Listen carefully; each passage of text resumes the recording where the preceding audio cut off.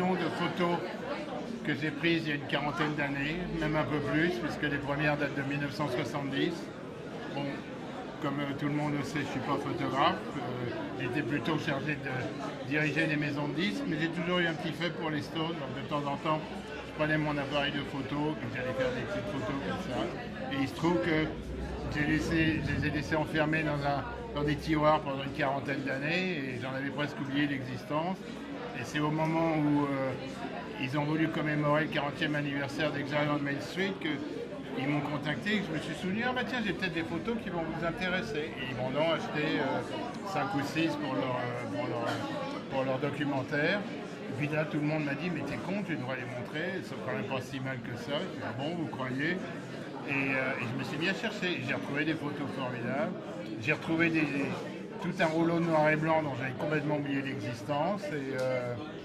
Et puis au bout de 3 ans, ben voilà, elles sont exposées et je pense qu'elles ont l'air de plaire à beaucoup de gens et j'en suis ravi.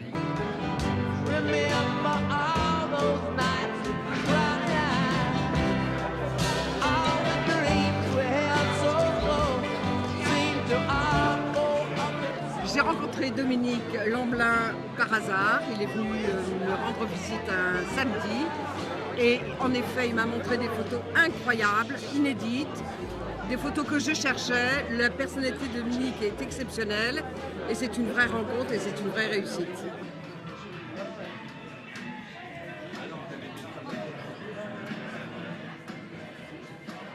Les Stones, je vais vous dire, les Stones c'est une musique formidable, mais les Stones pour moi c'est la rencontre avec Dominique Lamblin.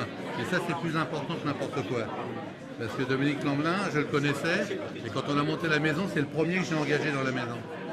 Et puis on a fait un drôle de bout de chemin ensemble.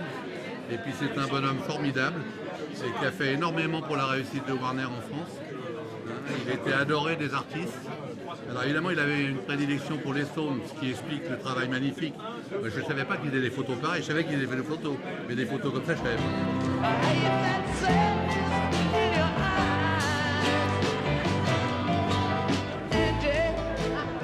Moi, je suis venu surtout pour voir Dominique, que je n'ai pas vu depuis 30 ans. Donc enfin, une manière de le voir, de le retrouver, et surtout de voir les photos qu'il a faites que je ne connaissais pas. Ça représente une vie en fait, puisqu'ils sont là depuis 50 ans, ils nous accompagnent depuis 50 ans et je trouve ça assez émouvant et assez beau de les voir là actuellement.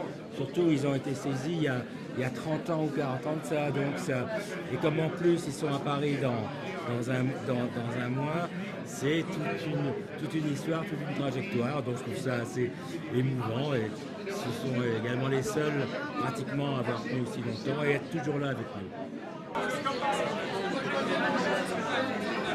Mais c'est génial de voir encore des inédits des Stones, c'est surtout ça. Il existera, j'ai l'impression, toujours des choses qu'on n'aura pas encore vues, peut-être des titres qu'on n'aura jamais écoutés.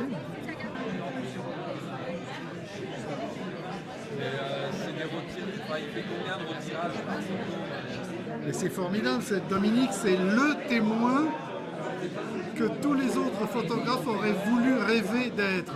Il était avec eux, c'est leur pote, il a pris ses photos, ça a duré 40 ans. D'ailleurs, je suis sûr qu'il continue à en faire.